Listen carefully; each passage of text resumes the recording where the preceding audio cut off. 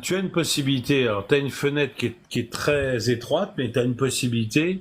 Nous, on fait partie du continent de l'Eurasie. On fait pas partie du continent américain, déjà.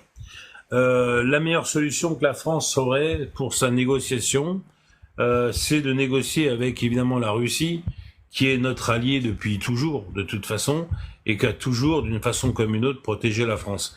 Il faut justement avec la Russie jouer sur le fait que la France veut récupérer sa liberté, comme elle en a le droit, en sachant que Trump, Poutine et le Premier ministre chinois font partie de l'Alliance, et que ces gens-là, et d'autres, se battent comme le nouveau groupe mondial qui se bat contre l'ancien. Ça ne veut pas dire qu'ils sont meilleurs que les autres, c'est juste que pour le moment, nous, ça nous arrange mieux de faire partie du nouveau groupe que de l'ancien, parce que l'ancien, on a vu ce que ça donnait. Dans le biais de ces négociations, avec justement la Russie, mais aussi avec le FMI et tous les gens qui représentent l'ancien groupe, c'est de faire valoir évidemment les droits et la souveraineté française, pour lequel de Gaulle s'est battu. Alors De Gaulle, il a fait ce qu'il a pu, on ne va pas lui jeter la pierre, mais le traité avec MacArthur, qui a été signé avec Eisenhower après la guerre, qui fait que justement les Américains ont une certaine, on va dire, hégémonie sur la France, pose un problème déjà de droit, mais pose un problème économique. Puisque les 3/4 des recettes de l'État français foutent le camp aux États-Unis. Et ça n'est pas normal. À l'heure actuelle, la France aura beaucoup de difficultés à remonter la pente sous tutelle économique, en sachant qu'on nous demande 0,5 du PIB. Je ne sais pas si vous vous rendez compte, mais c'est énorme à récupérer.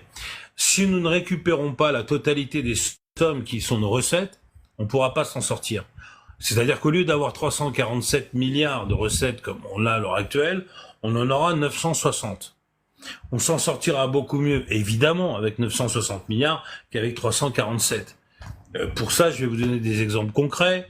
Le premier exemple, c'est par exemple les recettes des territoires maritimes français, qui représentent pour la seule année de l'année dernière 270 milliards. En 2013, on était déjà à 48 milliards de recettes, pour vous dire à quel point ça a augmenté, d'accord ? Donc il faudrait qu'on récupère cet argent. Il faut qu'on récupère les 117 milliards de la CADES. Il faut qu'on récupère le tiers de la CSG, de la CRDS, qui partent à Washington DC, on ne sait pas pourquoi.